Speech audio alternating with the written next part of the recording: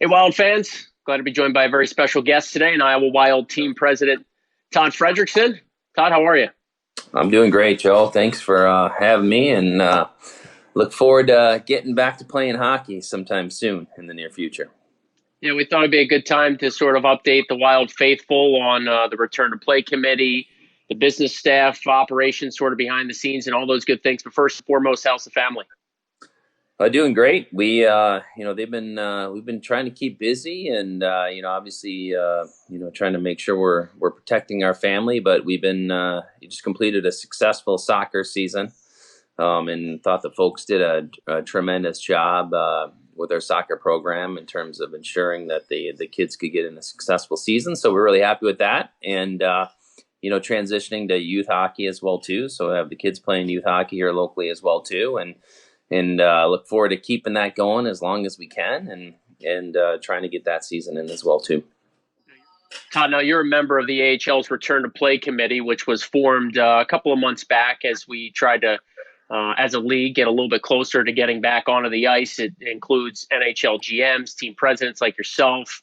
Dave Andrews, the former president and CEO, has a big hand in sort of the committee and what you guys are discussing.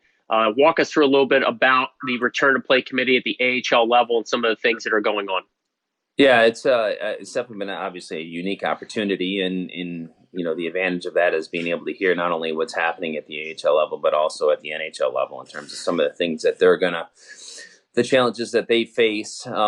We've met several times over the course of the last few months, and the debate really has circled around, what does the landscape look like across North America, and there's a lot of different distinct challenges that certain states might be facing that we aren't facing here in Iowa. And I think that's probably the biggest difference, and you talk about some restrictions in terms of getting folks into Canada and the Canadian markets, what they're facing in terms of their ability to either come play in North America, or American teams being to go play up in Canada, can pose a distinct challenge when you look at certain states out on the East Coast or in California that have restrictions in terms of number of fans that they could have in their building versus what you see in the Midwest or in Iowa or in Texas.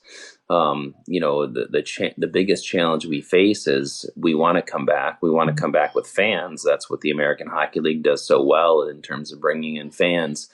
In a big part of our revenue stream. The challenge probably lies more within, will we be able to play teams that can have fans or host fans versus teams that can't, and that's probably one of the things that we're looking at more than anything is how do we get back? How do we get back in a safe environment? How do we get back safely for our fans?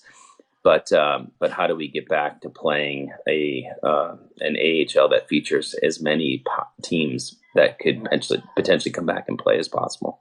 So certainly a big few weeks for a lot of the markets as they sort of, evaluate their own situations and the feasibility of them returning. In the meantime, here in Des Moines, you sent out a fan safety survey to the Wild 365 season ticket holders. Why was that so important for the business side to connect with the fans during a time like this?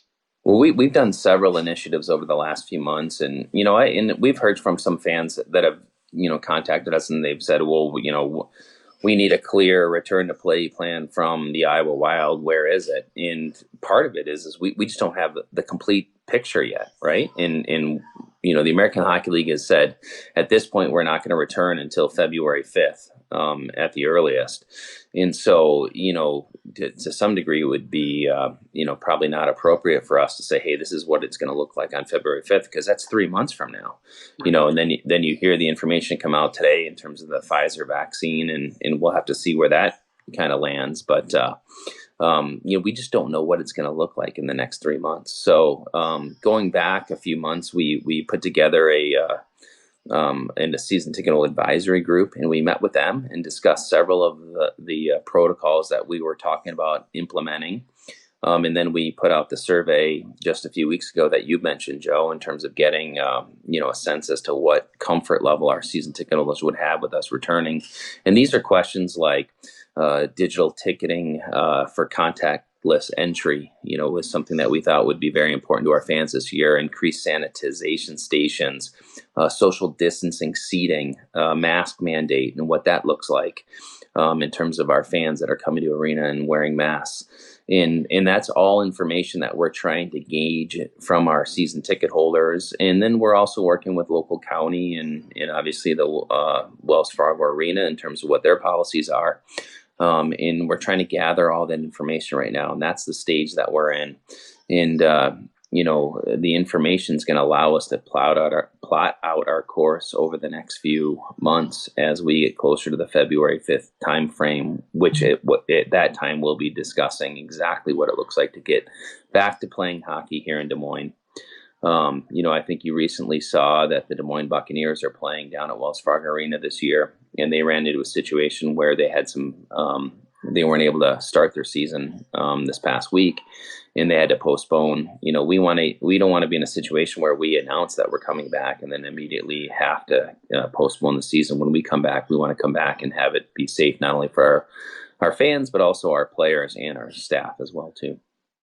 Todd, during this long 10 or so months without hockey, obviously the business staff has been working hard behind the scenes, whether it's charitable work, reaching out to fans and corporate partners, staying on top of the latest trends to try and develop a seating map, all those sorts of things. And I know you've been proud about the work that's sort of been done behind the scenes while we're waiting to get back on the ice. Yeah, the staff's done a terrific job over the last few months, and obviously it's not an easy time for anybody. And I know so many people have been affected by the pandemic and how it relates to their job, and it's a time of uncertainty, no question. But I think our staff has done a remarkable job when it comes to kind of the community outreach.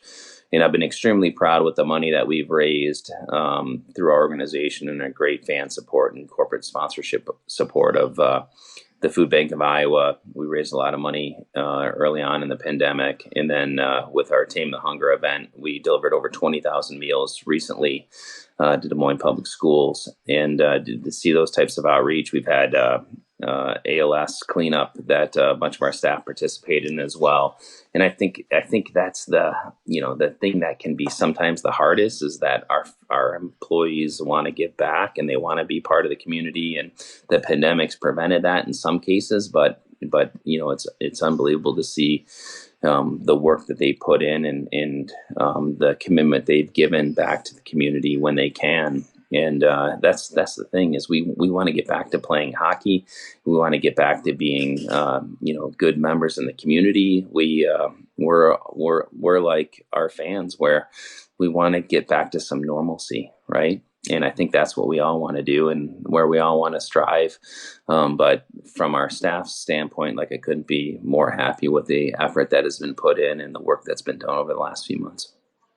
Todd, lastly, the excitement level for next year. Minnesota's made a lot of changes in free agency and trades, and the 9th overall draft pick of Marco Rossi. And I know you've talked to Bill Guerin and Coach Tim Army. And just for a moment, maybe share some of that excitement level from an organizational standpoint about what's ahead coming up on the ice in the 2021 season.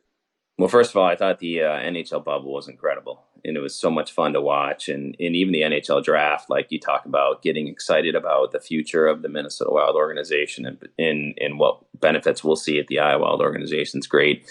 I think it's been hard over the last few months to not get down at certain points. And I find myself, anytime I'm getting down, I just called Tim Army. And talk about a pick me up.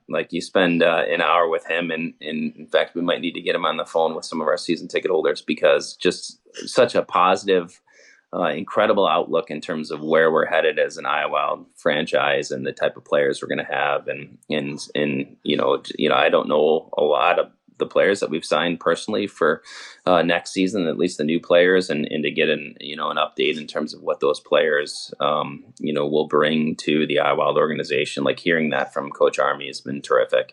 And so I think our fans will be really excited about the dynamics of what our group looks like. It's always sad when you lose players that have been with the organization for a long time. Sam Annis obviously comes to mind, and what he's meant to us over the last few years. And it's always sad when that happens. And we've had players like that in the past that have been with the organization for a long time that have left. And then to see the remarkable young men that kind of come in and take their place. And, these are players that are going to be fan favorites over the next few years. And we've got a lot of really dynamic young players coming in. So I couldn't be more excited as to what our group's going to look like in the future. And I think we're going to pick up right where we left off last season. Well, thanks for your time. As always, it's much appreciated for a little update. Again, the AHL hopes to get back on the ice February 5th, and we'll have more updates as they become available on our social media platforms as well as IowaWild.com. That is Iowa Wild team president Todd Frederickson. Thanks again. Thank you, Joe. All right, Wild fans, stay safe, keep it real. We'll see you in a couple of weeks.